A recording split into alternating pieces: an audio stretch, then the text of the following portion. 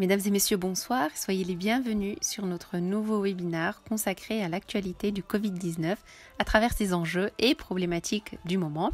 Vous êtes en direct sur ce Zoom organisé par le groupe ESCP Alumni Santé en partenariat avec managersanté.com.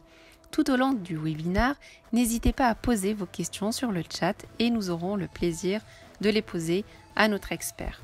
Un temps d'échange est prévu à la fin de l'exposé et vous aurez la parole avec plus d'interaction. Sans plus tarder, nous sommes ravis aujourd'hui de recevoir Dr Pierre Simon qui nous parlera du rôle de la télémédecine dans la continuité de prise en charge des maladies chroniques pendant et après Covid-19. Bonsoir docteur. Merci madame, merci à toutes et à tous d'être présents. Je pense qu'on va passer quelques moments agréables ensemble, et puis n'hésitez pas à poser des questions. Donc je vais partager l'écran.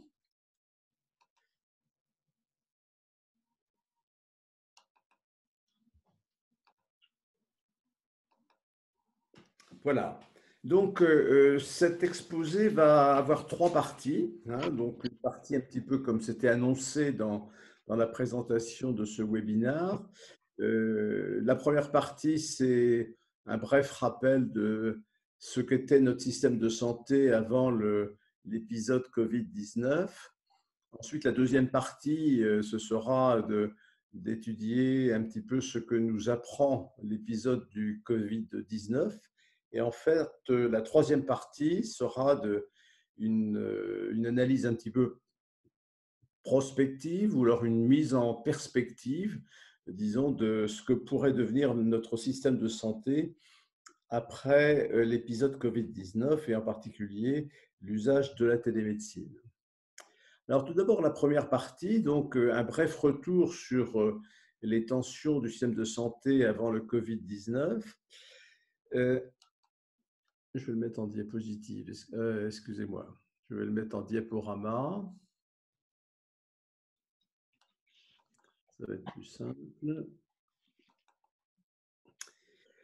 Oui, ce qu'on peut dire, c'est que le système de santé français souffre depuis, je dirais, depuis l'échec des 35 heures à l'hôpital. Alors, je suis un hospitalier, j'ai fait 35 ans de vie, de pratique hospitalière, j'ai été responsable d'un service hospitalier, j'ai été président de CME, j'ai eu des fonctions au sein de mon hôpital et j'ai connu, je dirais, l'après-décision des 35 heures à l'hôpital. Et on a vu apparaître les difficultés de fonctionnement de l'hôpital à partir du début des années 2000, puisque le passage aux 35 heures, je rappelle, était le 1er janvier 2000. Donc, il faut le dire que le Premier ministre de l'époque, Jospin, a reconnu, d'ailleurs, il y a quelques années, que le passage des 35 heures à l'hôpital avait été un échec. Voilà, je crois qu'il est très important de se rappeler cet antécédent, car de mon point de vue, beaucoup de difficultés après sont apparues dans l'hôpital parce qu'on n'a jamais réussi à compenser les moyens humains qui devaient l'être lorsque nous sommes passés à 35 heures de travail.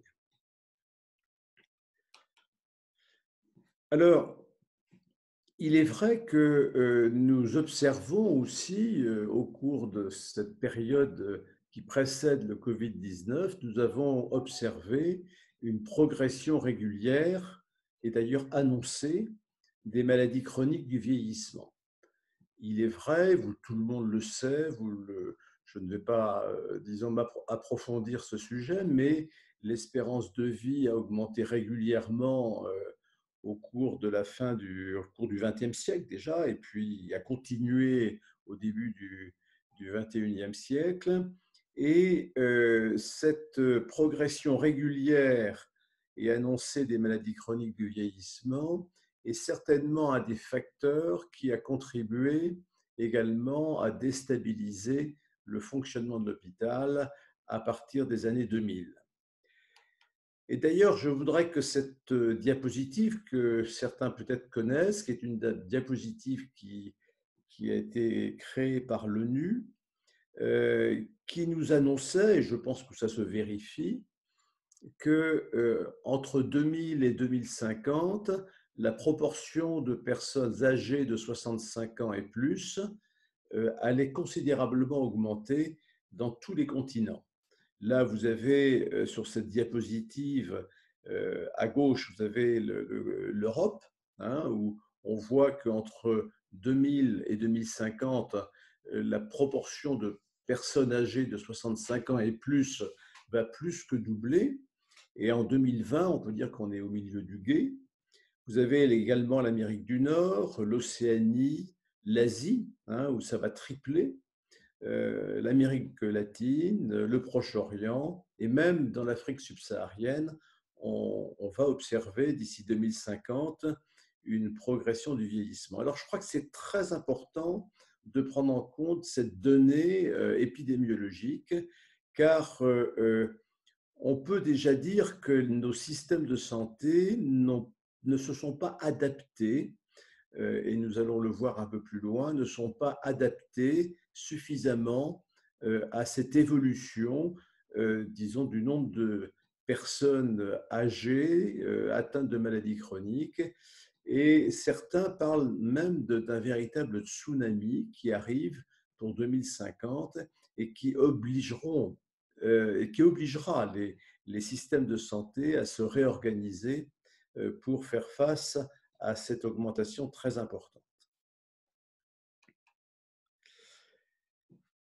Et je pense qu'il faut expliquer en France, c'est une opinion qui est partagée par plusieurs personnes, que ce qu'on a observé depuis 10 ans au niveau des services d'urgence des hôpitaux est l'image de cette progression du nombre de personnes âgées atteintes de maladies chroniques. Vous savez que depuis 10 ans, le nombre de passages aux urgences hospitalières augmente de 5% par an.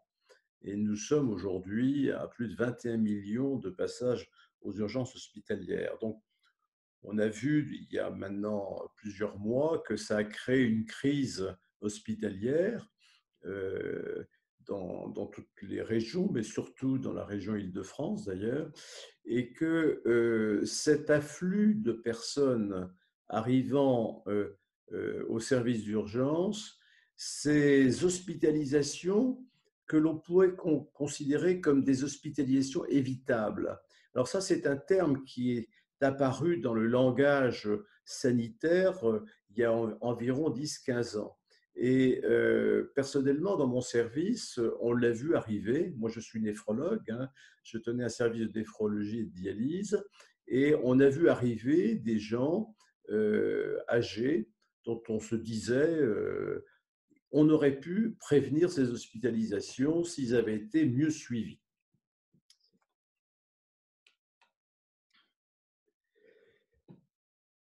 Et on a observé également dans le même moment, alors on l'a rapporté à un problème de démographie médicale, c'est en partie exact car il est vrai que la génération de médecins qui est partie en retraite, disons, a créé, comme on dit, des trous dans la raquette dans la répartition des médecins au niveau du territoire, puisque dans certains cantons, dans certaines villes, ils n'ont pas été remplacés. Et il est vrai que les cabinets de consultation se sont surchargés de travail, puisque beaucoup de collègues de soins primaires ont dû reprendre les patientèles des confrères partis en retraite. Alors, il n'y a pas que ça qui a créé cette surcharge des soins primaires qui a conduit à cette chose absolument surprenante et difficile à accepter pour les citoyens d'entendre qu'un cabinet médical refusait, disons, de prendre un nouveau patient.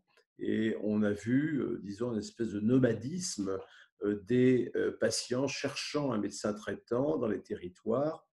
Et en fait, cette situation s'est aggravée par un changement générationnel où les jeunes médecins ont considérablement diminué leur temps de travail. C'est-à-dire, moi, je l'ai observé à l'hôpital, hein, avec la jeune génération quand elle est arrivée, mais également dans le secteur ambulatoire.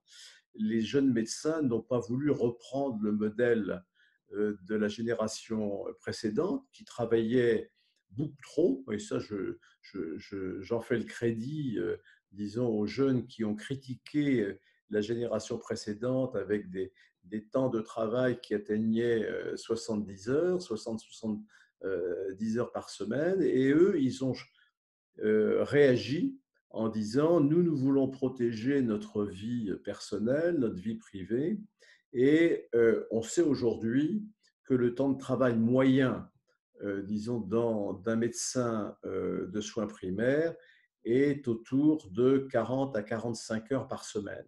Donc, on est passé brutalement, également au début des années 2000, de 70 heures en moyenne à 45 heures en moyenne. Alors, bien sûr, tout de suite, on me dira, mais la médecine s'est féminisée. Il est vrai que nos consoeurs médecins, disons, ont ajusté leur temps de travail avec d'autres tâches familiales. Et aujourd'hui, elles sont beaucoup attirées par le salariat dans les centres de santé en particulier. Il faut savoir que le salariat qui est offert dans les centres de santé, c'est 35 heures de travail par semaine. Donc, on voit que tout ça pour dire que, en fonction d'une demande, en face d'une demande qui n'a cessé de progresser depuis le début des années 2000, on a en face, notamment au niveau des soins primaires, un temps de travail qui a pratiquement été divisé par deux. Donc, je le dis parce qu'il n'y a pas uniquement la baisse de la démographie médicale. La France n'est pas un pays où la démographie médicale a le plus baissé, mais il est vrai que l'élargissement du numerus clausus qui a été pris en 2018 par la ministre de la Santé se justifie surtout par le constat que le temps médical en soins primaires a baissé, comme il a baissé également à l'hôpital. Et donc, il faut intégrer cette notion qui n'est pas, à mon avis, suffisamment débattue lorsqu'on parle des crises hospitalières ou des crises des systèmes de santé, c'est que aussi bien à l'hôpital que dans le secteur ambulatoire, le temps de travail a considérablement diminué. Et bien sûr, dans cette période qui a précédé le Covid-19, eh bien, on a eu une lenteur de la transformation numérique du système de santé, et je peux facilement en parler puisque j'étais au ministère de la Santé entre 2007 et 2010, la période où on a lancé la télémédecine et qu'on a fait le premier décret de télémédecine, et que ce qui a freiné le développement de la télémédecine, ce n'est pas forcément la bureaucratie, mais c'est l'absence de volonté de l'assurance maladie à l'époque de financer les pratiques de télémédecine dans le secteur ambulatoire. Ça aussi, il faut le dire, que l'assurance maladie ne croyait pas à la télémédecine dans les années 2008-2009 et qu'elle n'a pas accepté, après la parution de la loi HPST et du décret du 19 octobre 2010, l'assurance maladie n'a pas accepté d'aller plus loin et de définir un financement des pratiques de télémédecine, notamment dans le secteur ambulatoire. Il a fallu attendre 2017, la décision politique de la nouvelle équipe, et Nicolas Revel, qui est arrivé à la direction de l'assurance maladie en 2014, pour que, enfin, l'assurance maladie accepte de financer les pratiques de télémédecine. Et donc, comme vous le savez, ça a été effectif à partir du 15 septembre 2018. Mais quand j'entends souvent dans les débats la France a traîné, a pris du retard, oui, on peut le dire, mais ce n'est pas la faute des politiques. Il y avait une politique volontariste en 2011 de développer la télémédecine avec notamment un programme prioritaire que les ARS ont bien connu et qui, je rappelle, qui avait 5 priorités qui étaient de développer la téléradiologie, de développer le télé-AVC, de développer la télémédecine dans les prisons. Donc, ces trois premières priorités étaient effectivement des priorités essentiellement hospitalières et il fallait que les hôpitaux aient les moyens financiers de les accompagner. Il y a eu beaucoup d'argent de donné pour accompagner ces projets. Et puis, il y avait deux autres priorités qui relevaient plus de la médecine ambulatoire, qui étaient la surveillance à domicile des maladies chroniques et la télémédecine dans les structures médico-sociales. Et ça n'a pas du tout marché jusqu'à 2018, puisque il y a eu des expérimentations, comme on sait faire en France, hein, mais qui n'ont pas bien marché, qui n'ont même pas marché du tout. Et l'application de la télémédecine dans les EHPAD et le programme étape qui préfigure la télésurveillance des maladies chroniques à domicile ne date que de 2017 et 2018.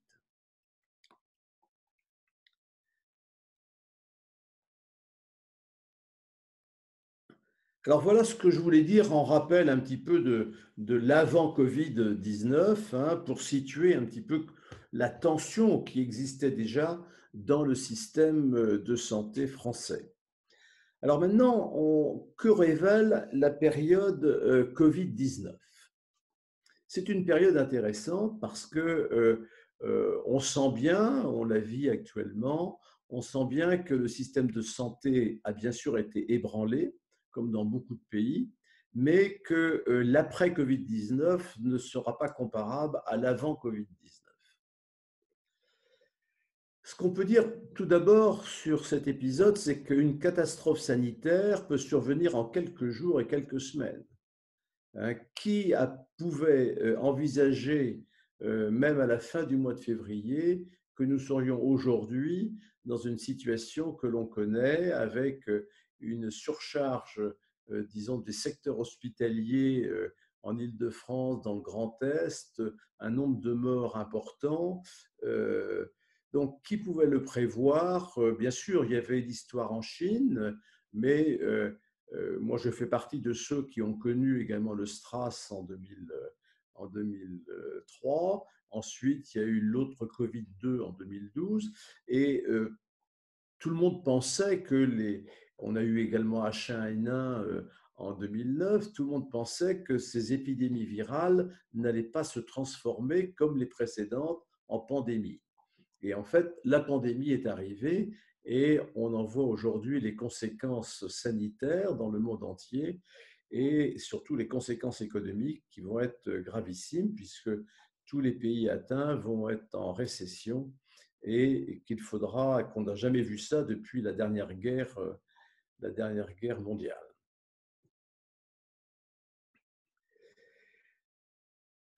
Devant cette catastrophe sanitaire, on peut dire que les systèmes hospitaliers dans tous les pays ont été sous tension. Il y a eu en urgence des créations de nouveaux hôpitaux à Wuhan, donc en Chine. Ils ont créé des milliers de places en 10 jours, je crois. Ils ont fait 2 hôpitaux en 10-12 jours. Il y a eu Madrid qui a créé un hôpital également en urgence.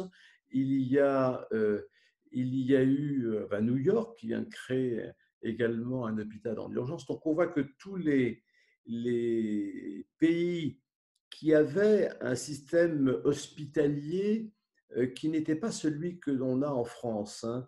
Ceux qui lisent mon blog voient de temps en temps que je m'intéresse au nombre de lits pour 1000 habitants et tous les pays, que ce soit la Chine, que ce soit l'Italie, que ce soit l'Espagne, que ce soit les États-Unis, leur nombre de lits par 1000 habitants, par 1000 habitants est de 3.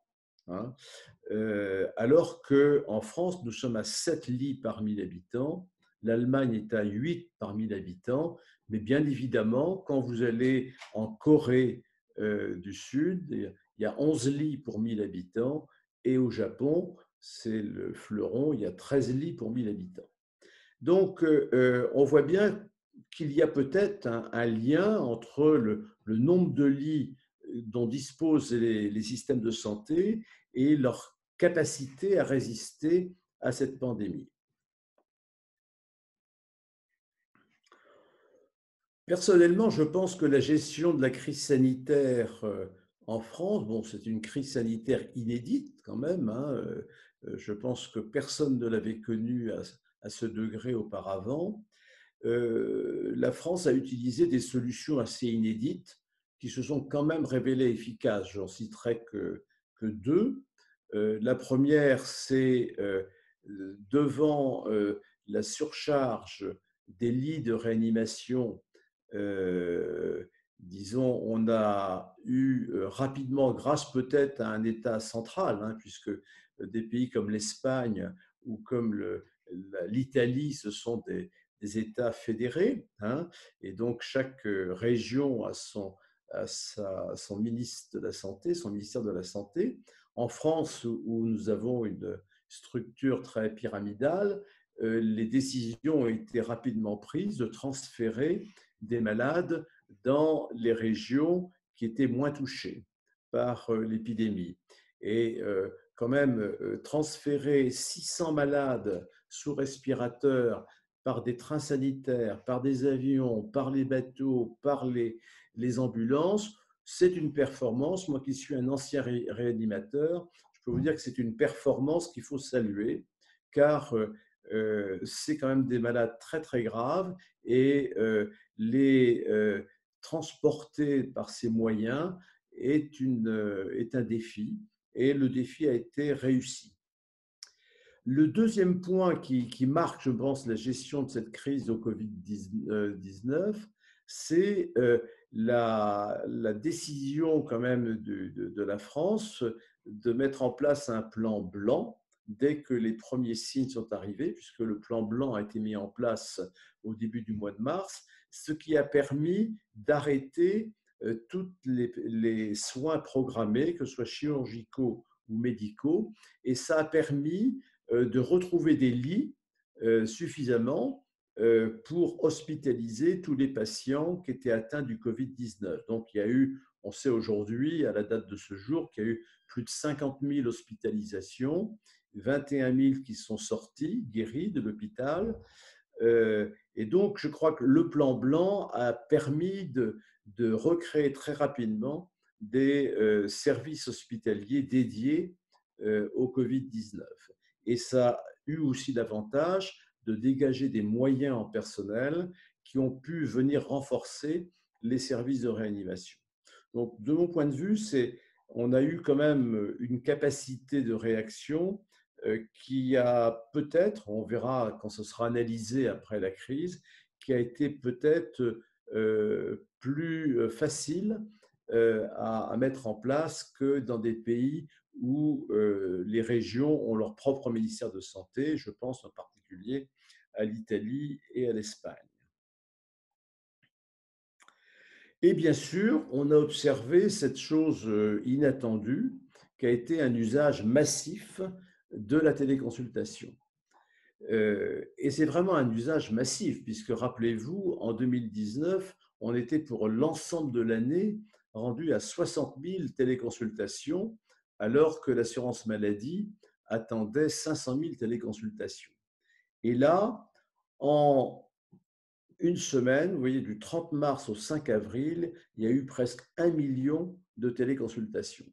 Donc, ce qui montre que les médecins à qui on faisait peut-être un petit peu trop rapidement le procès de ne pas vouloir utiliser les moyens de la télémédecine pour faire de la téléconsultation programmée, dans cette situation de catastrophe sanitaire, ils ont été, alors peut-être obligés, mais ils ont adhéré très rapidement à ces solutions de soins à distance et de consultation à distance.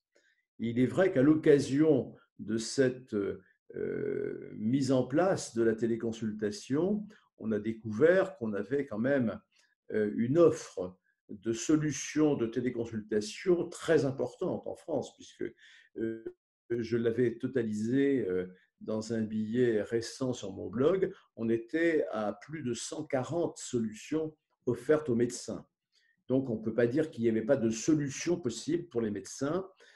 Alors, bien sûr, toutes les solutions n'étaient pas équivalentes. Alors, d'une part, en matière de sécurité des données de santé, puisqu'il n'y avait qu'une centaine de solutions qui avaient été classées par l'Agence du numérique en santé comme ayant un niveau de sécurité qui était classé d'une valeur de 9 à 10, les autres étant en dessous de 9. Et puis, il y avait des fonctionnalités qui pouvaient être intéressantes dans cette période. Alors, bien sûr, la vidéotransmission a été au départ considérée comme une obligation. Ensuite, pour des raisons qu'on va aborder après, eh bien, on a constaté qu'il fallait autoriser la téléconsultation par téléphone parce qu'il y avait quand même beaucoup de Français qui n'avaient pas les moyens d'avoir une connexion par vidéo et que dans cette situation, disons, difficile, il fallait tout faire pour qu'il n'y ait pas de rupture de soins. Et donc, il y a eu cette autorisation, probablement exceptionnelle, de faire des téléconsultations par téléphone. Mais dans les fonctionnalités qui étaient offertes dans les solutions, dans la centaine de solutions euh, proposées, qui avaient été recensées par le ministère, il y avait la prise de rendez-vous possible, il y avait le transfert de données de santé vers le patient ou le transfert de données du médecin vers le patient. Donc, avant le transfert de données du patient vers le médecin et inverse. Et il pouvait y avoir aussi des solutions de paiement direct et de facturation à l'assurance maladie. Donc, ce qu'on peut dire, c'est qu'il y a aujourd'hui un vivier de solutions pour faire de la téléconsultation. Je pense qu'il faut que les médecins se les approprient. Il faut que tout le monde ait ses chances, disons, parce qu'il y a eu beaucoup de travail qui ont été faits, beaucoup de sociétés ont fait en sorte que leurs outils répondent, disons, aux normes de sécurité, en particulier aux normes du RGPD. Euh, Moi, personnellement, je trouve que ce serait dommage et qu'on ne tienne pas compte de cet effort qui a été fait en France de créer des solutions adaptées à la téléconsultation et de se précipiter sur WhatsApp, Skype et autres produits grand public qui n'ont absolument aucune sécurité en matière de transfert de données. Donc, il faudra, à la fin de cette crise, faire le bilan de la pratique des téléconsultations, mais je pense que ce qu'il faut retenir, c'est qu'aujourd'hui, dans l'intérêt des patients, beaucoup de médecins, disons, se sont précipités vers cette solution pour maintenir les soins auprès de leurs patients. Alors maintenant, la troisième partie, c'est quel système de santé peut-on envisager dans l'après-Covid-19 ? Le président Macron a annoncé le 23 mars 2020 à Mulhouse qu'il envisageait une restructuration massive de l'hôpital. Alors j'avoue, je me suis posé la question de ce que ça voulait dire. Est-ce que ça va être une augmentation des salaires des soignants? Ils le méritent. Et je pense que là, ce serait une décision intéressante et personnellement que je soutiendrais.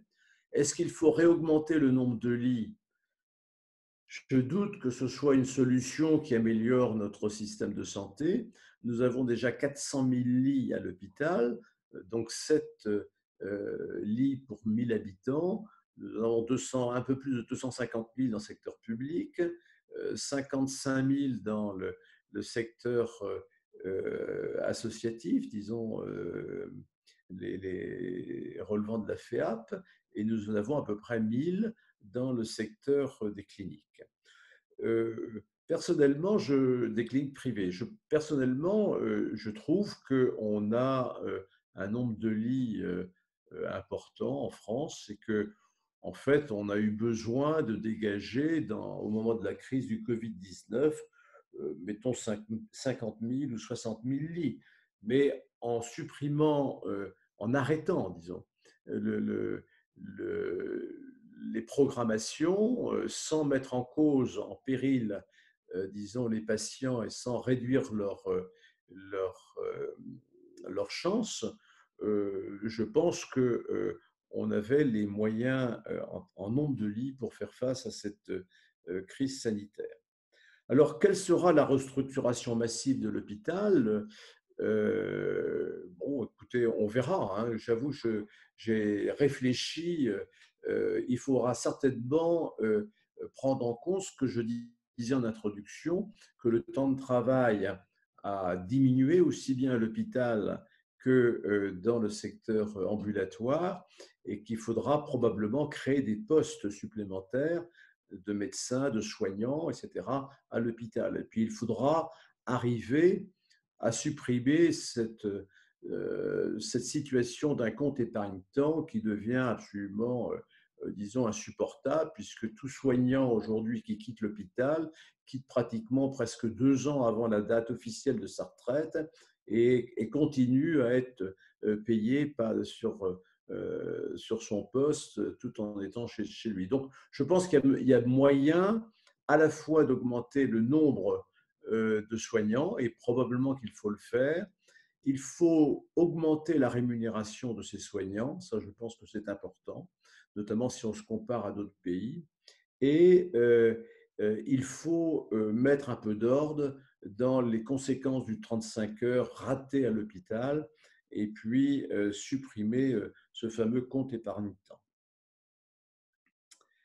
Alors, les Français, j'en suis convaincu, demanderont aux médecins, à leurs médecins traitants, de poursuivre les téléconsultations. Et donc, je vais vous parler maintenant, si vous voulez, de 2 sondages réalisés par l'enquête par Harris Interactive, qui ont été faits avant le Covid-19 et qui nous permettent aujourd'hui d'avoir une idée de ce qui va se faire dans l'après-Covid-19. Alors, je vais passer ces résultats avec vous, je vais les passer je vais vous les commenter. Il y a eu un premier sondage réalisé en juillet 2019 qui montrait que les Français étaient satisfaits à 90%, disons, de leurs professionnels de santé. Alors, ce qui est intéressant, que 9 Français sur 10 considéraient comme indispensable d'avoir un médecin traitant. Retenez bien ce chiffre, parce qu'on le verra dans le deuxième sondage, comment interpréter la vision des Français en matière de pratique de la téléconsultation. 37% déclarent avoir des difficultés à se rendre chez leur médecin aux horaires d'ouverture des cabinets. Et là, ça, c'est quelque chose qui n'avait jamais été étudié dans les sondages précédents. Et je trouve ça très intéressant. Et vous verrez que dans le deuxième sondage, c'est confirmé. C'est-à-dire qu'aujourd'hui, dans cette évolution de la société qui s'est de plus en plus urbanisée, avec des grandes métropoles, les gens ont des délais de transport, ont de la mobilité dans leur travail, qui fait que la démarche traditionnelle du XXe siècle est de prendre un rendez-vous chez son médecin traitant et d'y aller parfois à des heures après le travail, peut-être parfois à 20 heures ou 21 heures, quand les médecins faisaient 70 heures par semaine. Tout ça, ce n'est plus possible. Et les citoyens prennent conscience que lorsqu'ils ont besoin d'aller chez le médecin, eh bien, les cabinets sont fermés lorsqu'ils rentrent chez eux à domicile. Donc ça, c'est un des points importants qu'il faudra prendre en compte, je dirais, dans l'après-Covid-19 pour mieux organiser la téléconsultation. 48% déclarent que l'accès à un spécialiste est difficile financièrement. Ça a été plusieurs fois vérifié, notamment tout ce qui relève disons, de la vue, de l'audition, etc. Donc, il y a des frais qui ne sont pas suffisamment pris en charge, bien que cela ait été amélioré récemment. 52% déclarent que l'accès à un spécialiste sur le plan géographique est difficile, et ça on le sait. Il y a des spécialités qui sont très éloignées des personnes qui vivent dans les zones rurales, et on connaît les régions où il faut faire 100 km pour trouver un ophtalmologiste. Bon, là, dans ce domaine-là, il y a des solutions qui sont en train de se mettre en place, avec notamment l'autorisation qui a été donnée maintenant à plusieurs spécialistes de faire des cabinets secondaires. Et vous savez que c'est l'article 85 du Code de déontologie qui a été modifié en 2019 et qui permet aujourd'hui à plusieurs spécialités de développer des cabinets secondaires au plus proche de la population. Et enfin, le dernier point que je retiendrai dans cette enquête Harris interactive de juillet 2019, c'est que 4 Français sur 10 se disent prêts à recourir à la téléconsultation. Vous voyez, donc 40% des Français à cette époque-là se disaient prêts à recourir à la téléconsultation. Alors, le deuxième sondage est intéressant, d'une part parce qu'il a été demandé par le ministère de la Santé et par l'ASIP Santé, l'Agence du numérique en santé, et que d'autre part, il est très proche finalement du début de la pandémie à Covid-19. Alors, que dit ce sondage? Premièrement, que par rapport à un sondage précédent, la notion d'une téléconsultation est beaucoup plus présente dans l'esprit des Français qu'auparavant. Là, il y a une progression de 6 points. Qu'il y a également une nette progression de la connaissance de cette pratique. Alors ça, c'est intéressant parce que, effectivement, comme avant l'épisode du Covid-19, il y avait en fait peu de Français qui avaient pratiqué la téléconsultation. Dans des autres enquêtes, on avait évalué cela à moins de 3 à 4%, vous voyez, aux alentours de 3 à 4%. Là, on voit qu'il y a une progression dans la connaissance de cette pratique de 9 points. Et puis, on connaît mieux qui sont les Français qui seraient intéressés par la téléconsultation. Et vous voyez, il y a les Français les plus âgés, pour 73%, et il y a les cadres, pour 74%. Mais la moitié des Français, une majorité, 54%, se dit quand même, vous voyez, en janvier 2020, date de l'enquête, globalement mal informés sur ce sujet. Et cette méconnaissance reculait de 8 points dans le sondage par rapport à une enquête précédente en 2019.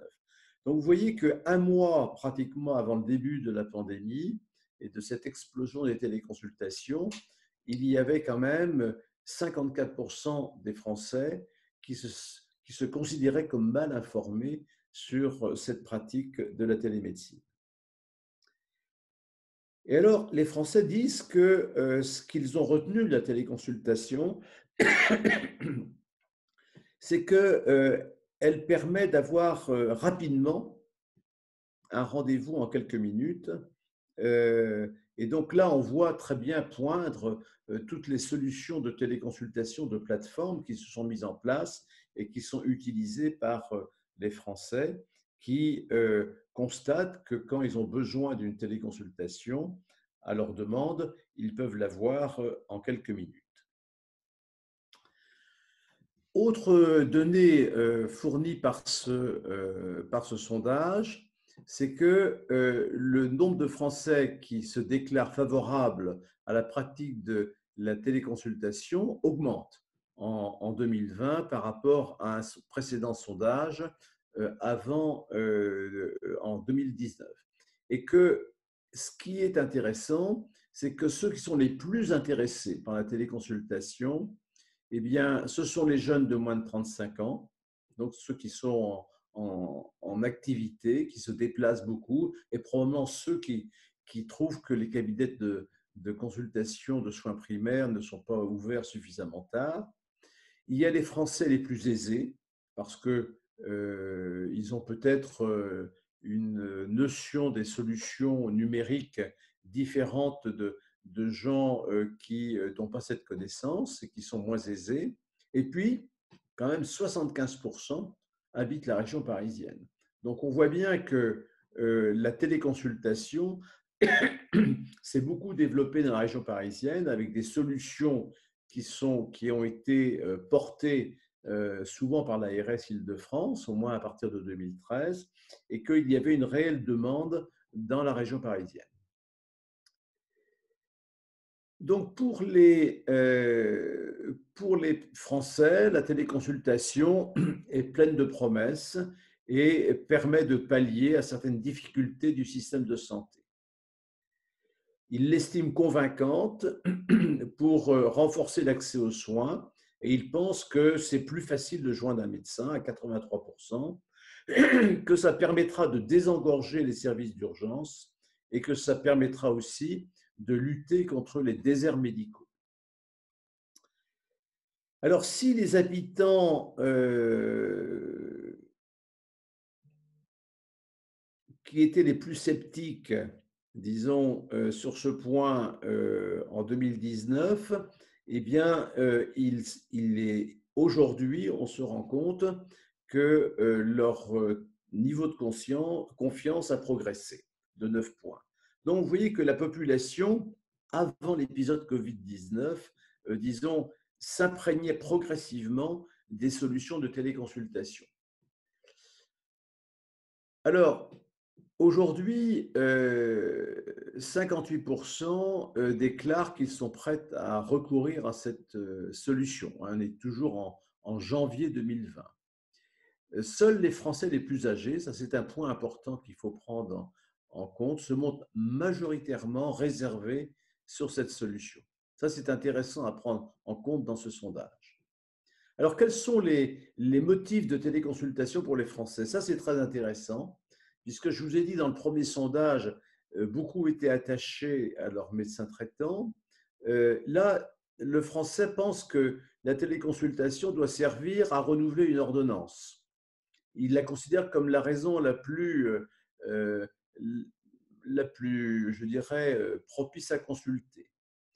Ils disent aussi que la téléconsultation doit être un conseil médical, peut-être un conseil médical. Alors là, vous voyez, on a eu le débat. Ceux qui sont peut-être qui assistent à cette conférence savent qu'on a beaucoup débattu à un moment donné du téléconseil et de la téléconsultation. Vous voyez que même dans le sondage en 2020, les Français pensent que la téléconsultation peut servir à donner un conseil. Qu'ils disent que la téléconsultation est facilement envisagée quand on est loin de son domicile. Alors ça, c'est très intéressant. On parlait de la mobilité des Français et il est vrai qu'aujourd'hui, les Français qui sont attachés à leur médecin traitant, il faut le rappeler, eh bien, souhaitent pouvoir avoir une téléconsultation lorsqu'ils sont en vacances, lorsqu'ils sont à l'étranger. Et surtout quand le médecin traitant n'est pas disponible. Donc, on voit bien qu'ils sont prêts à rechercher un autre médecin lorsque leur médecin traitant n'est pas disponible. Et donc, vous voyez, là, c'est la conclusion de cette enquête de janvier 2020. 9 Français sur 10 se disaient prêts à envisager un recours à la téléconsultation. Donc, vous voyez, quand je vous ai en tête de ce chapitre que j'étais pratiquement persuadé que les Français vont continuer après l'après-Covid-19 à demander des téléconsultations, eh bien, le sondage qui a été fait avant Covid-19 montre qu'ils sont tout à fait prêts à aller dans ce sens, d'autant qu'ils l'auront expérimenté. Et là, il sera intéressant de voir les prochains sondages pour voir comment les Français ont vécu cette période du Covid-19 avec des téléconsultations. Voilà pour les téléconsultations. Je vais passer rapidement sur les médecins qui vont développer des téléexpertises entre eux. Vous savez que la télémédecine, il y a la téléconsultation, il y a la téléexpertise qui est aujourd'hui financée depuis le 10 février 2019, mais qui n'a pas été beaucoup utilisée par les médecins. Par contre, au cours du Covid-19, elle a été de plus en plus utilisée. C'est la raison pour laquelle, d'ailleurs, l'assurance maladie a élargi les indications de téléexpertise pendant la période de Covid-19 pour favoriser, disons, le recueil d'expertise auprès de médecins spécialisés dans tel ou tel domaine. Et on sait aujourd'hui que la téléexpertise fait partie du modèle organisationnel de télémédecine dans le secteur ambulatoire pour assurer un parcours de soins coordonnés. Vous avez sur cette diapositive ce que, à mon sens, va devenir l'organisation des soins ambulatoires dans l'après-Covid-19. Il y aura d'une part la nécessité d'avoir, comme en Suisse, un premier niveau de tri d'une demande de soins, car nous sommes dans la période, enfin nous sommes dans le siècle de l'immédiateté avec l'arrivée du smartphone en 2007, et il faudra qu'on accepte en France d'avoir une première plateforme qui oriente la demande, si c'est du conseil, si c'est un renouvellement d'ordonnance, est-ce qu'il faut forcément se rendre chez le médecin pour avoir un renouvellement d'ordonnance? Je pense que tout ça se sera débattu, d'autant que la prescription électronique de médicaments est en train de se mettre en place en France, et je pense qu'on n'aura dans peu de temps pas besoin d'avoir une consultation médicale en présentiel pour avoir un renouvellement de l'ordonnance, surtout dans les maladies chroniques. Vous voyez qu'il y a aussi cette notion nouvelle qui est représentée par les communautés professionnelles territoriales de santé, qu'est cette coopération entre professionnels de santé, médicaux et non médicaux, au niveau d'un territoire de santé. Et je pense que ça va marquer, ça commençait à apparaître avant le Covid-19, mais ça va rapidement se développer dans l'après-Covid-19, car on va avoir besoin de ces organisations pluriprofessionnelles, pluridisciplinaires. Et on voit également le télésoin qui prend forme. Alors, on attend bien sûr les arrêtés pour le télésoin, soit pharmaceutique, soit le télésoin infirmier ou autres professions de santé. Donc déjà, dans la période du Covid-19, les pouvoirs publics ont publié, disons, un arrêté pour le télésoin infirmier chez les patients qui sont atteints de Covid-19. On attend dans quelques jours le télésoin pour les masseurs kinésithérapeutes. On a eu le télésoin pour les orthophonistes, pour la rééducation de la parole ou après un accident vasculaire cérébral ne soit pas interrompue.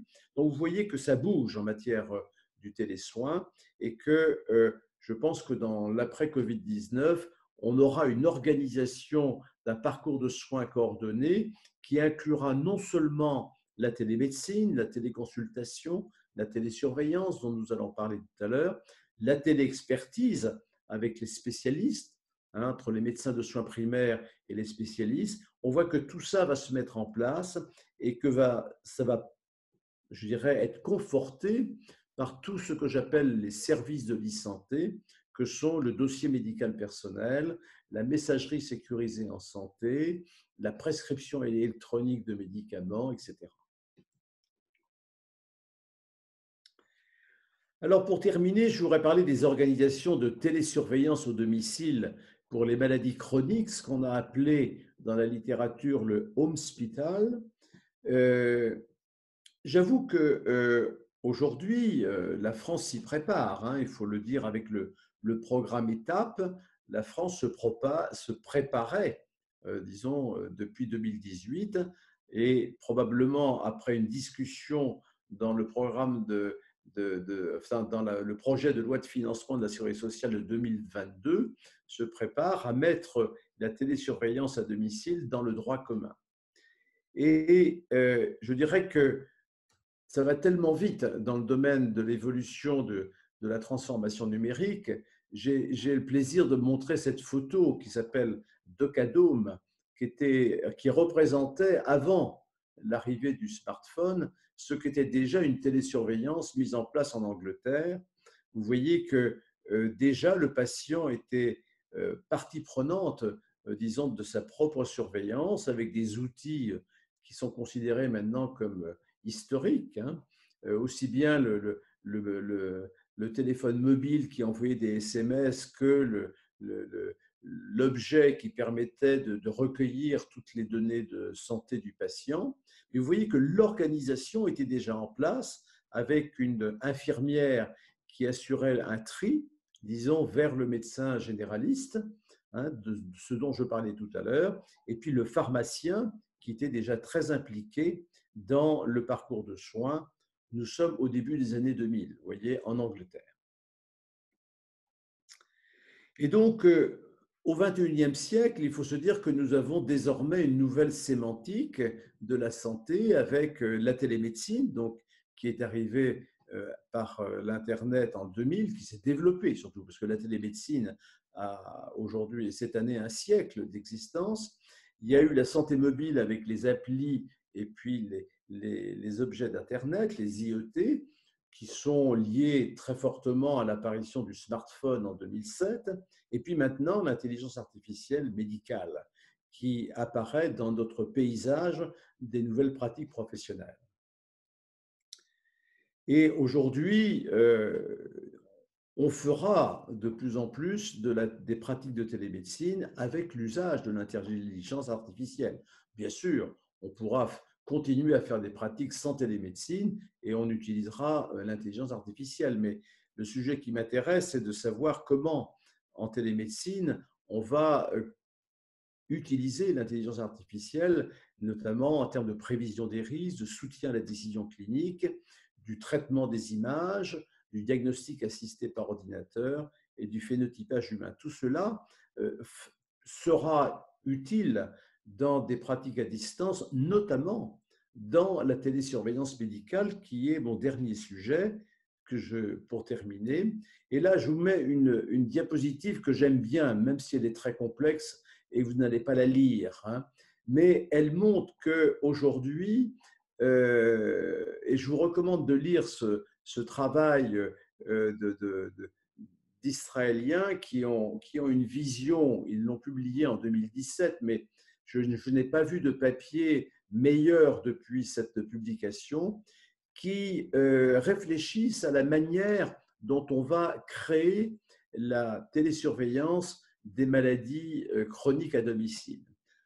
Et ils disent à juste titre que si on met en place un système de surveillance continue, disons, de la santé des personnes qui cumulent des maladies chroniques, qui sont âgées, il va falloir avoir un système piloté par l'intelligence artificielle qui soit très performant et en même temps très éthique.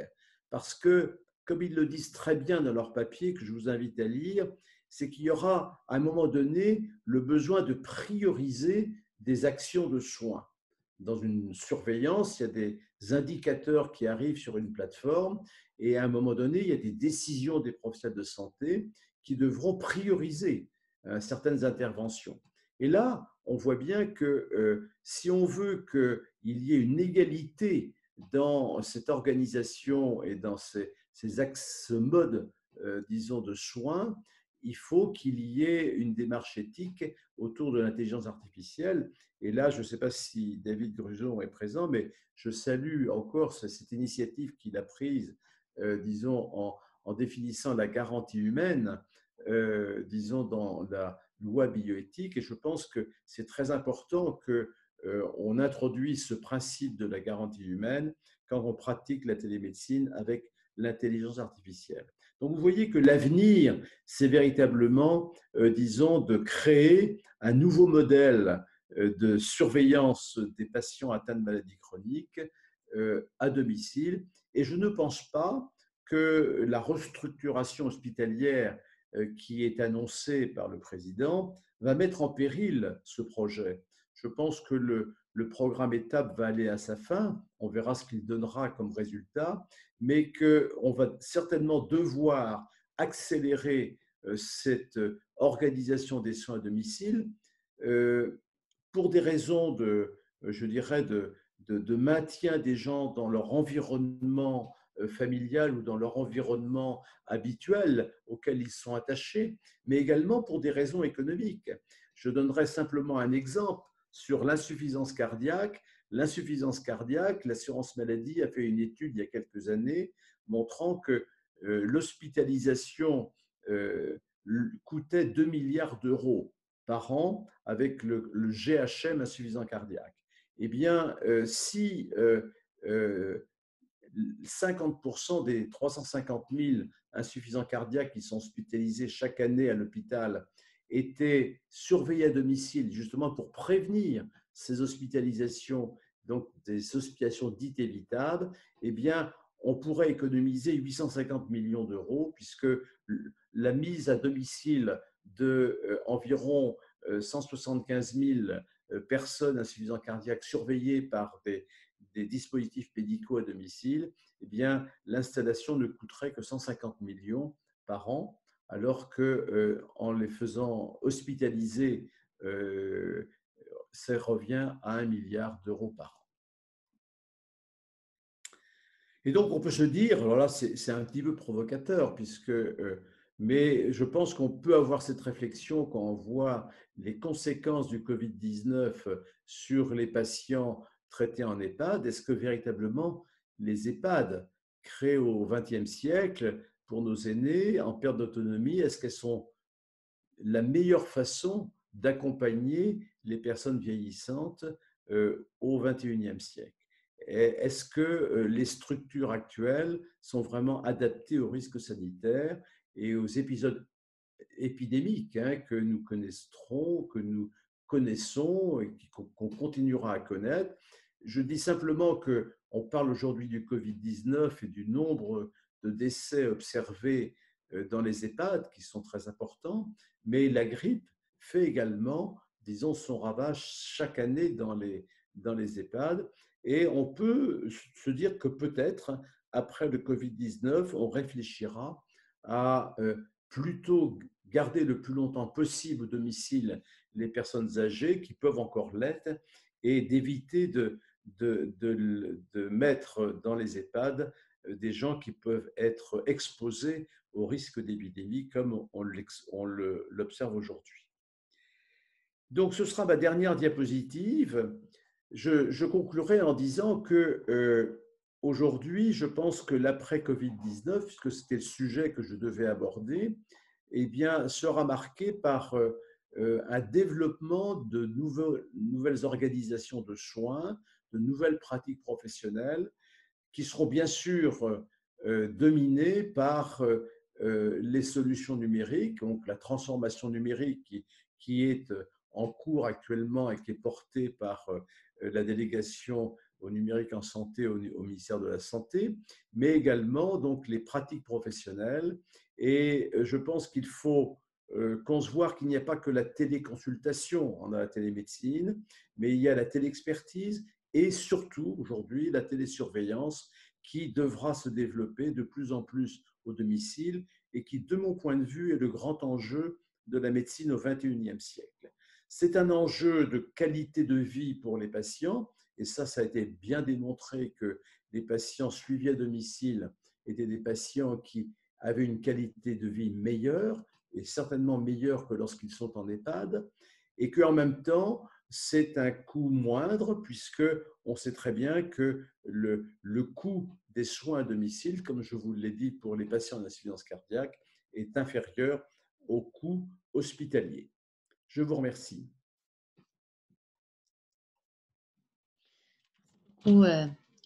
Docteur Pierre Simon, donc c'est vrai que ce qu'on retient, c'est surtout que l'après-Covid ne sera jamais comme avant. Il y a une nouvelle organisation qui sera mise en place et puis une prise de conscience aussi avec cette accélération de la télémédecine, de la téléconsultation que nous avons remarqué depuis le début de cette crise. Merci beaucoup de cette intervention. Encore merci à notre partenaire Manager Santé. Il y a eu plusieurs questions que nos participants nous ont posées. Alors, je vais peut-être ouvrir quelques micros. Alors, Monsieur Jean-Luc Stanislas, vous avez posé quelques questions. Je vous invite à les résumer peut-être. Oui, oui, tout à fait. Alors encore une fois, donc bonjour docteur Pierre Simon. Voilà, c'est un honneur pour nous de vous écouter. Et puis, on apprécie toujours le caractère extrêmement structuré de vos propos et de votre exposé.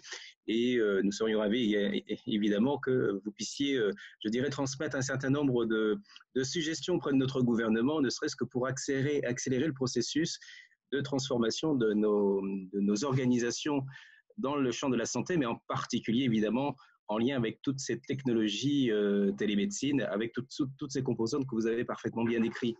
Alors évidemment, on a beaucoup de questions à vous soumettre, mais en même temps, vous avez essayé de dresser je dirais un panorama historique, d'une part, sur l'état d'avancement de la télémédecine, et puis avec une accélération dans le contexte pandémique actuel, qui sans doute ont suscité des opportunités. Voilà. Alors, c'était la première question, mais qui va résumer, je dirais, les autres. Alors, est-ce qu'on peut espérer une accélération de la télémédecine post-Covid-19 tout en maintenant les moyens traditionnels indispensables de la consultation en présentiel, hein? Vous l'avez bien indiqué, les Français apprécient beaucoup le contact direct avec leur médecin traitant, et puis par extension, l'ensemble des professionnels qui interviennent, je dirais, dans les soins. En même temps, est-ce qu'on peut espérer une accélération, en tous les cas, de ces nouveaux usages technologiques? Écoutez, moi je le pense. Je vais vous donner un exemple aujourd'hui, puisque je suis également conseiller ordinal. On a fait publier, enfin dans la région où j'habite, hein, en Bretagne, beaucoup de médecins constatent qu'ils n'ont plus du tout de personnes dans leur cabinet, même des cabinets de spécialistes qui ont fermé. Et les gens ont tellement peur, surtout les personnes âgées, je les comprends, disons, d'être contaminés, c'est que le message qu'ils ont reçu, c'est qu'il fallait absolument pas sortir de chez eux. Et des gens qui ont des maladies chroniques, qui ont besoin d'être suivis par le médecin, eh bien, ne le sont pas, sauf si le médecin, disons, adhère aux pratiques de téléconsultation. Je pense qu'il y en a pas mal qui le font maintenant, mais il y a encore des médecins qui ne pratiquent pas la téléconsultation. Et donc, je pense que les Français qui auront connu, je dirais, cette pratique pendant les périodes du Covid-19 ne reviendront pas en arrière. Alors, bien sûr, on va revoir apparaître les consultations en présentiel, mais ils demanderont à leur médecin, notamment, hein, on l'a vu dans le sondage, dans le renouvellement d'une ordonnance, je pense qu'il y a des Français qui ne voudront plus revenir, disons, en présentiel au cabinet du médecin, simplement pour renouveler une ordonnance, hein. Alors, bien sûr, le médecin gérera, parce qu'il verra si on peut renouveler une ordonnance sans faire un examen médical. Bon, ça relève de la responsabilité du médecin, mais vous voyez que aujourd'hui, on voit très bien que les Français perçoivent de mieux en mieux quel est l'intérêt de la téléconsultation, et je pense qu'on restera sur un développement important de la téléconsultation, et que tous les médecins qui voudront avoir une patientèle, enfin, ou la conserver en bonne part, devront intégrer la téléconsultation dans leur pratique. Mais je dis bien que ce n'est pas la substitution de la consultation en présentiel, hein. C'est une pratique complémentaire qui vient à côté de la consultation en présentiel et puis les visites à domicile. Bien, merci beaucoup.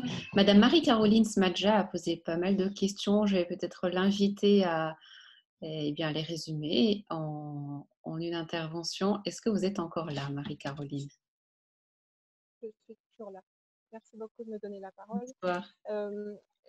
J'avais pas mal de questions, mais j'ai vu que c'était des questions qui revenaient un petit peu sur la connectivité et l'accessibilité de la télémédecine à l'ensemble des Français, parce qu'on a quand même un souci d'accès à l'Internet, donc ceux qui ne l'ont pas, mais aussi les zones blanches. Et donc, j'aurais aimé savoir si dans les 1 million de personnes qui se sont connectées récemment, là, entre mars et avril, c'était principalement dans des bassins de population tels que l'Île-de-France ou le Grand Est, ou peut-être c'est pas des zones blanches.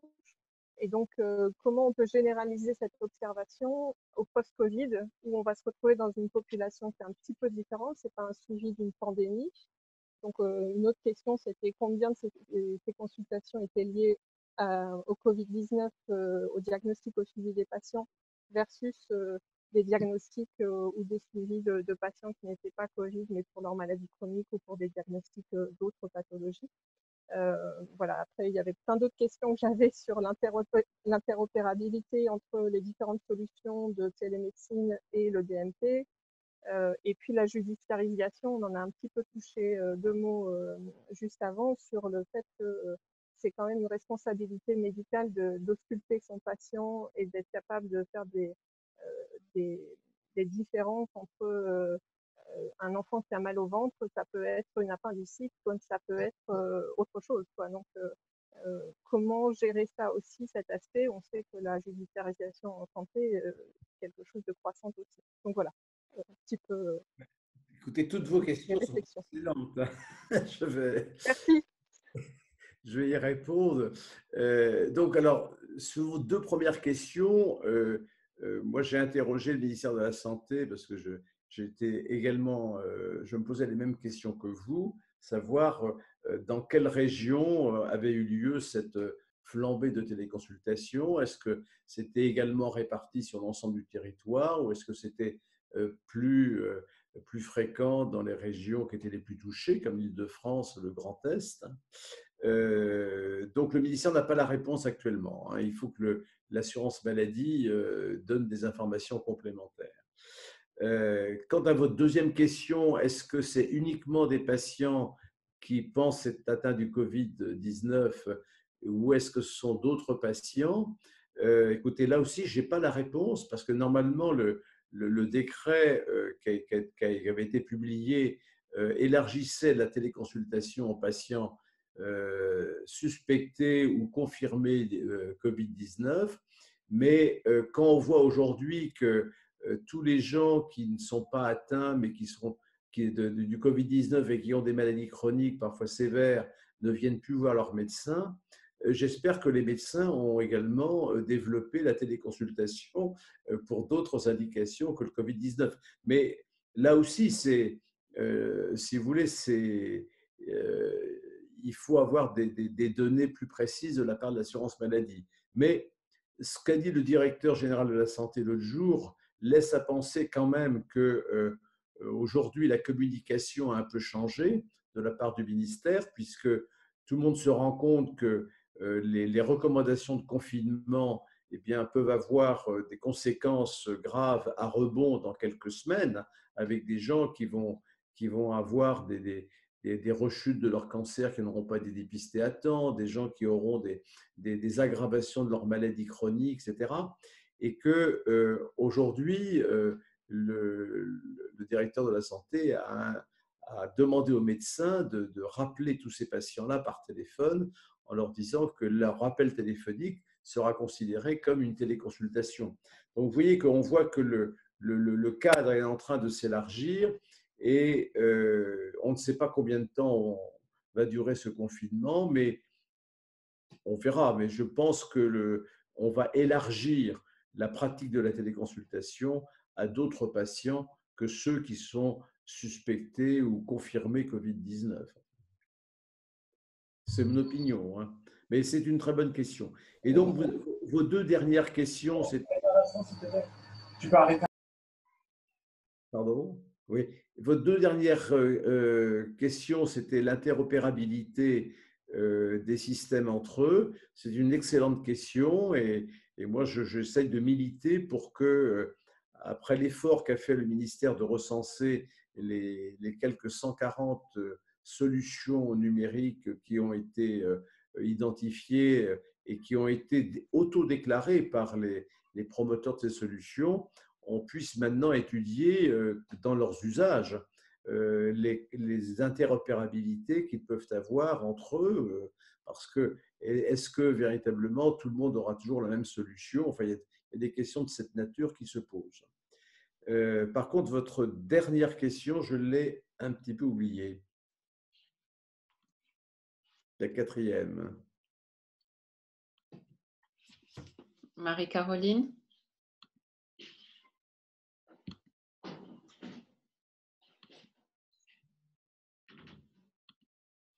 Voilà, j'étais en mute. Ma dernière question, c'était sur la judiciarisation. Comment on gère la responsabilité du médecin qui ne peut pas faire cette auscultation?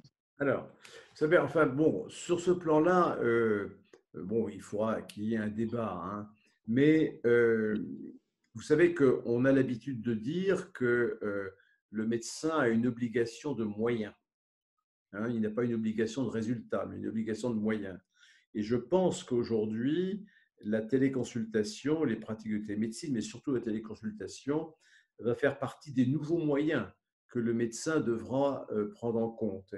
Et que, contrairement à ce qu'on pourrait penser, que pratiquer la téléconsultation, ça engage davantage de responsabilités que ne pas la pratiquer, j'aurais tendance à penser que les médecins qui ne vont pas pratiquer la téléconsultation et qui ne vont pas permettre à des patients d'être suivis peut-être plus régulièrement dans leur maladie, peut-être que des patients, disons, considéreront que c'est un manque de moyens qui leur a été préjudiciable.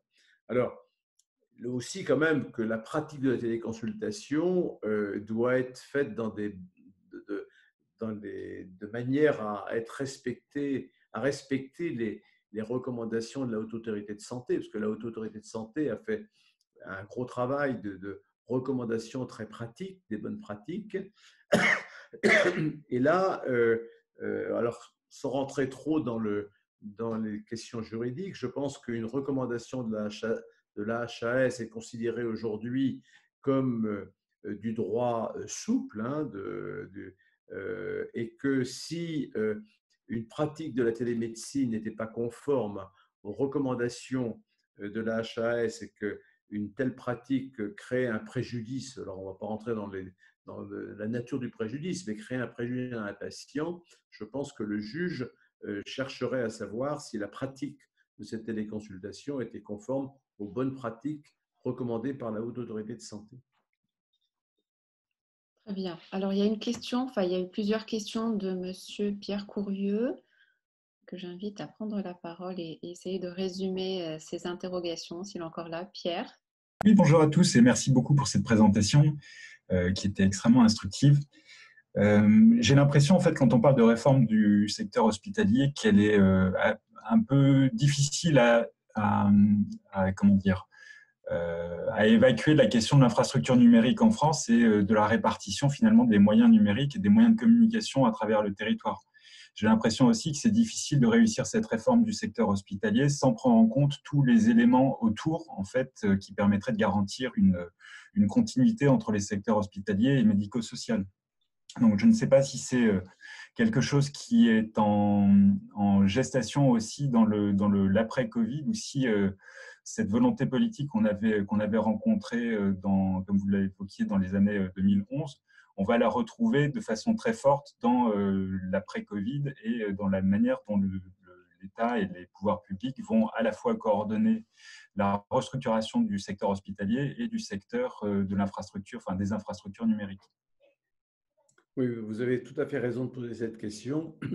Je pense que dans la restructuration qui est annoncée, on ne va pas faire l'économie d'intégrer le secteur médico-social et social. Je crois que ça a été à un moment donné les grands oubliés du système de santé.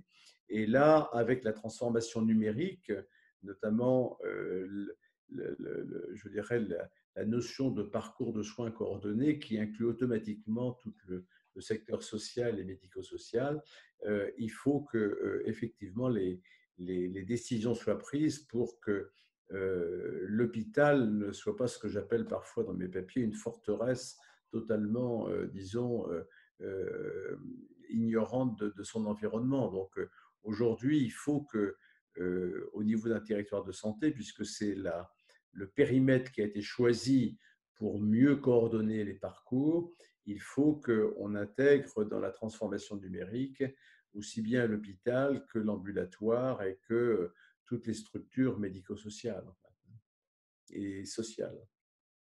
Alors, peut-être pour rebondir là-dessus, je rappellerai simplement que c'est un chantier qui n'est pas facile parce que les Anglais ont essayé de le faire dans une étude qui a été conduite en 2008-2009, qu'on appelle World System Demonstrator Trial, qui n'a pas bien marché parce que même en Angleterre, où ils avaient cette idée de faire une prise en charge globale des patients, à la fois côté sanitaire et côté social, eh bien, les différents acteurs n'étaient pas habitués à travailler ensemble et ça n'a pas bien fonctionné. Ça n'a pas eu les objectifs qui étaient espérés. Donc, si on va dans cette direction, il n'y aura pas que les outils numériques qui favoriseront la coopération entre les différents acteurs. Il faudra aussi apprendre aux acteurs à travailler ensemble. Docteur Pierre Simon, moi, j'aurais une interrogation par rapport à la perte potentielle de recettes des établissements de santé, enfin, notamment les hôpitaux, parce qu'il y aura forcément une nette réduction de passage aux urgences et puis d'hospitalisation. Comment les encourager à justement s'inscrire dans cette démarche de suivi, de téléconsultation, de télé-expertise, de télémédecine globalement, et ne pas être dans une démarche de lutte euh, par rapport à cette perte potentielle de revenus? Alors, c'est une très bonne question également, hein. Je vous remercie de la poser, mais en fait, il n'y a pas que le secteur ambulatoire qui a explosé en matière de téléconsultation. On va voir les chiffres bientôt. Il y a l'hôpital aussi, hein. L'hôpital qui n'a plus de consultation externe s'est trouvé dans l'obligation de développer des téléconsultations vers le domicile des patients. Alors, il y a des spécialités un peu captives, si vous voulez. Par exemple, moi, j'y suis néphrologue. Bon, les insuffisants rénaux, les dialysés, les transplantés, le médecin traitant n'est pas très à l'aise pour les suivre, hein. Donc, c'est surtout le spécialiste de cette pathologie qui les suit. Et donc, aussi bien en cardiologie, il y a des indications également très spécifiques. En fait, dans toutes les spécialités, il y a des maladies qui sont prises en charge par des spécialistes. Bien sûr, le médecin traitant est informé, il est dans la boucle, mais il n'a pas, disons, l'initiative des prescriptions, etc. Parce que on ne peut pas tout connaître en médecine, on ne peut pas demander à un médecin généraliste d'être au top niveau des traitements anti-rejet dans les greffes ou bien des traitements de dialyse. Et d'ailleurs, vous savez que les patients dans ce type de maladie connaissent parfois mieux leur maladie que le médecin généraliste qui est en difficulté. Donc, si vous voulez, tout ça fait que les hôpitaux vont devoir, et ils l'ont été pendant cette période, ils le font, hein, puisque moi j'ai des exemples, ils ont développé des téléconsultations vers leurs patients qu'ils avaient l'habitude de suivre en présentiel à l'hôpital. Et donc, eux, ils vont être obligés de s'organiser pour pratiquer la télémédecine. Alors, moi, j'espère, et je suis un ancien hospitalier, hein, mais je pense qu'il faut que l'hôpital qui va réussir son groupe hospitalier de territoire, son fameux GHT, c'est celui qui va mettre en place des plateformes de téléexpertise dirigées vers l'extérieur.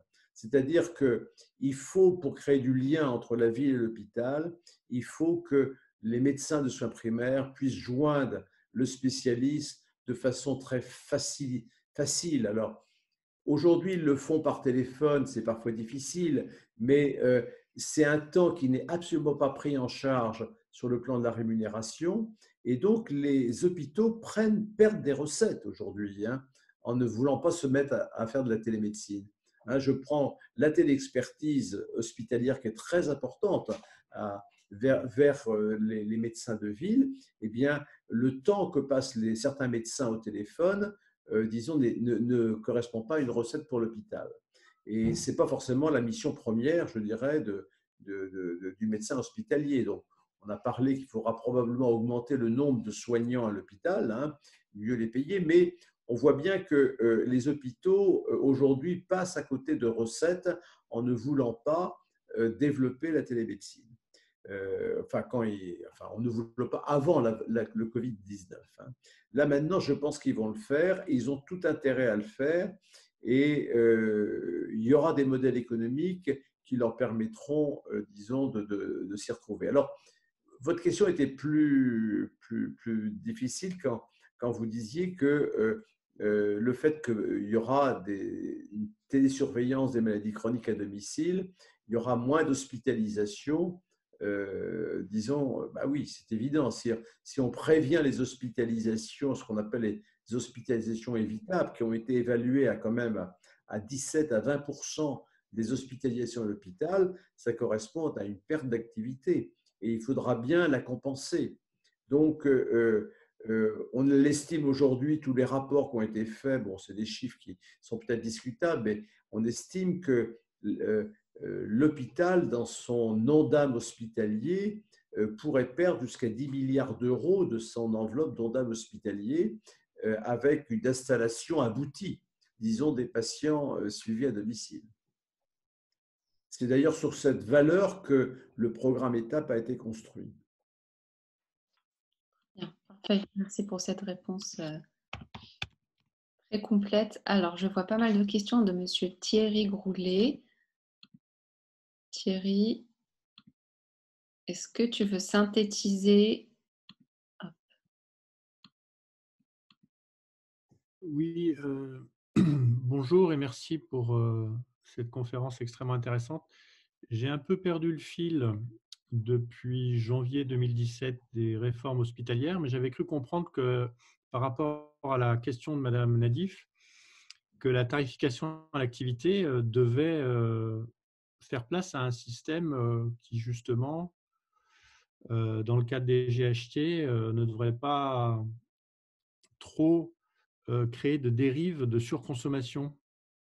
Qu'en est-il 3 ans après? Voilà, vous avez raison, mais en fait, progressivement, et ça n'a pas été peut-être suffisamment dit au public, mais aujourd'hui, on estime que la tarification à l'activité dans un hôpital ne représente maintenant qu'environ 65 à 70% de ses recettes, en fait, hein, et que le reste, ce sont des forfaits qui sont attribués pour tel et tel, dans tel et tel domaine, ce qu'on appelait autrefois les MIG. Et donc, la tarification à 100%, enfin la recette, disons, avec 100% due à la T2A n'existe plus dans les hôpitaux aujourd'hui. Alors, est-ce qu'elle va encore diminuer? Probablement, puisque l'objectif était à un moment donné d'atteindre une T2A à 50% dans le financement des hôpitaux. Et donc, et plutôt de financer disons, des pratiques vertueuses d'un hôpital. On a l'exemple, par exemple, pour les services d'urgence.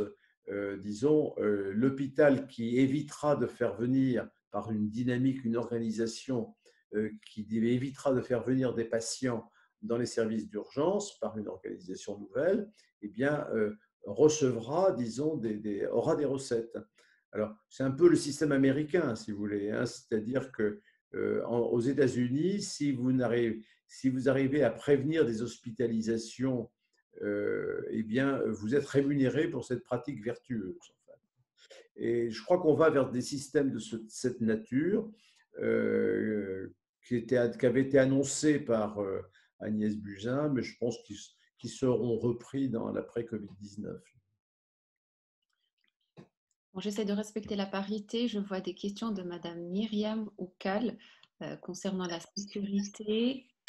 Madame Oukal, est-ce que vous êtes là?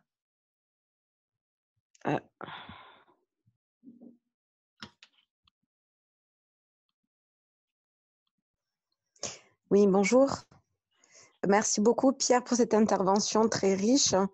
J'aurais juste quelques questions, notamment sur la période post-Covid. Comme tu le sais, on a eu plusieurs améliorations qui ont été faites dans l'accompagnement des personnes qui proposent des logiciels. Il y a un système de scoring et de référencement qui ont été mis en place et le site est d'ailleurs public. Je vois qu'on a quand même beaucoup de solutions qui ont été proposées qui ont quand même un score assez moyen et qui ne sont pas facturés à l'assurance maladie. Donc, ma première question est de savoir si tu as une lisibilité sur les moyens qui vont être alloués à l'accompagnement de la télémédecine. Voilà.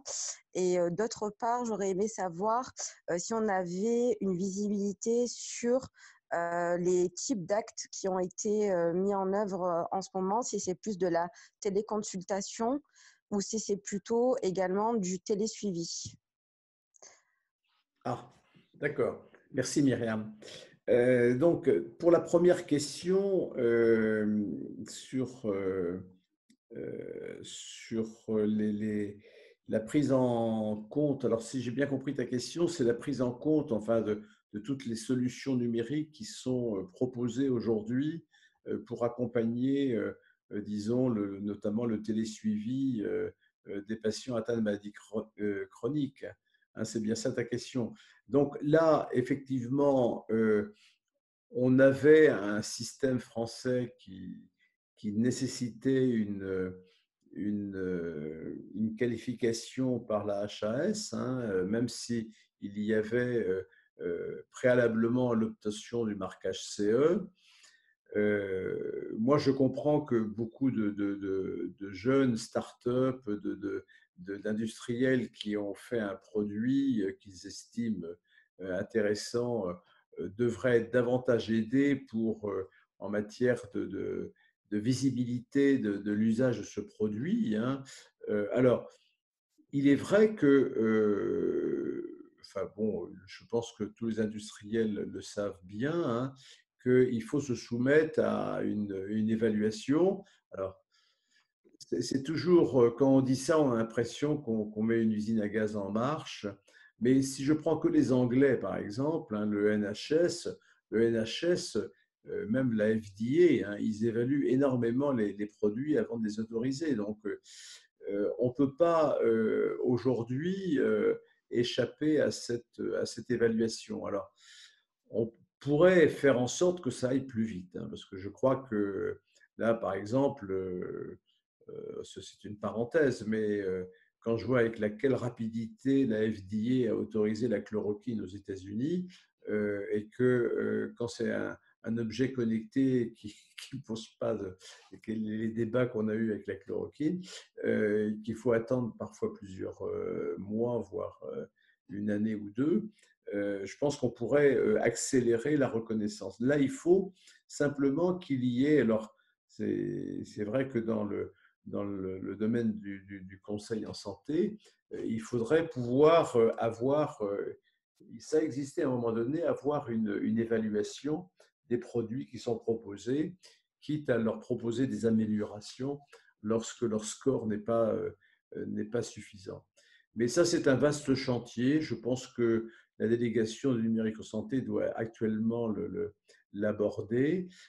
C'est important pour notre pays parce que moi, j'espère qu'on va avoir une force de frappe en matière de numérique en santé qui nous permettra d'avoir une proposition, enfin d'avoir des propositions solides et intéressantes pour notre pays, parce qu'on a tout à fait des gens compétents, qui sont capables de faire d'excellents produits.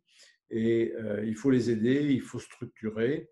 Alors, on a mis beaucoup d'espoir dans la nouvelle gouvernance en santé. Hein. Moi, j'en parle de temps en temps.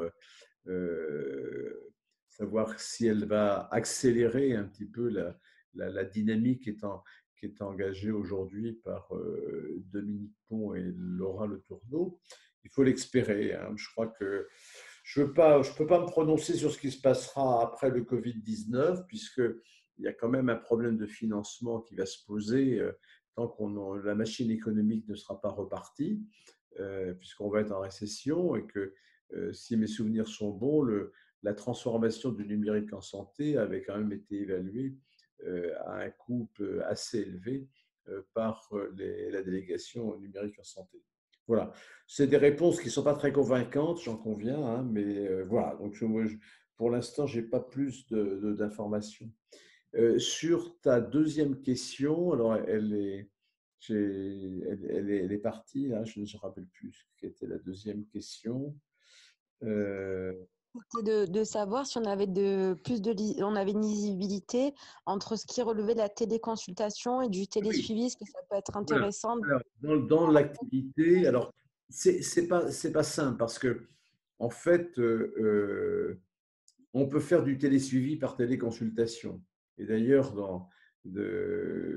on voit certaines spécialités qui, aujourd'hui, suivent des patients ayant des maladies chroniques par des téléconsultations. Il n'y a pas de dispositif médical pour toutes les maladies chroniques. Alors, il y a deux types de télésuivi. Il y a le dispositif de télésuivi, disons, qui est automatisé en quelque sorte par des dispositifs à domicile et qui, avec la génération d'alertes, enfin avec un traitement par des algorithmes, etc.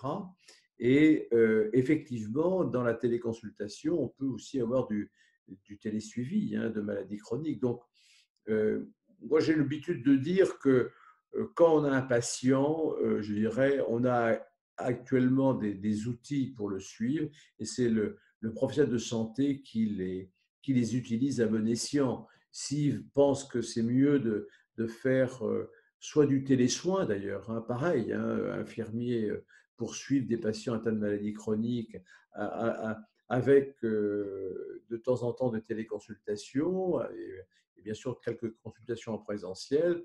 C'est lui qui le juge. Tous les télésuivis des maladies chroniques ne doivent pas forcément relever d'un dispositif médical installé à la maison.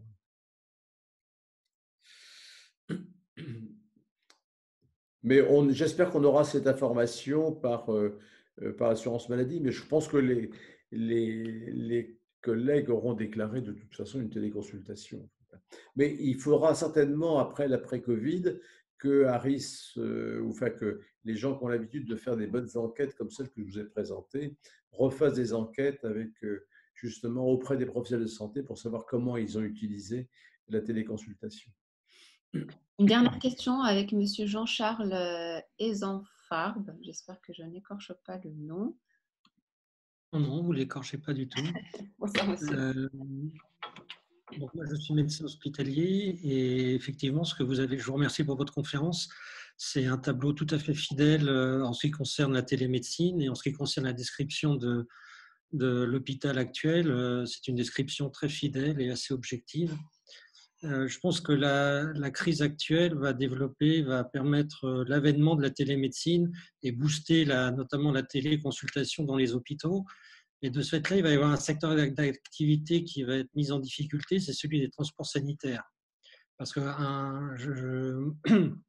je suis cardiologue, un grand nombre de nos patients vient en transport sanitaire, et pas seulement en cardiologie, mais dans d'autres disciplines, notamment en néphrologie, par exemple. Et donc, c'est un secteur qui risque d'être mis en difficulté extrêmement rapidement si la téléconsultation prend son envol de façon majeure. Est-ce qu'il y a des évaluations qui ont été faites dans ce domaine? Écoutez, vous avez raison de poser la question parce que, bon, en tant que néphrologue, ça m'intéresse beaucoup. Vous savez que moi, quand j'ai commencé la néphrologie il y a déjà très longtemps, on commençait à installer des dialysés à domicile, même en hémodialyse et en dialyse péritonéale.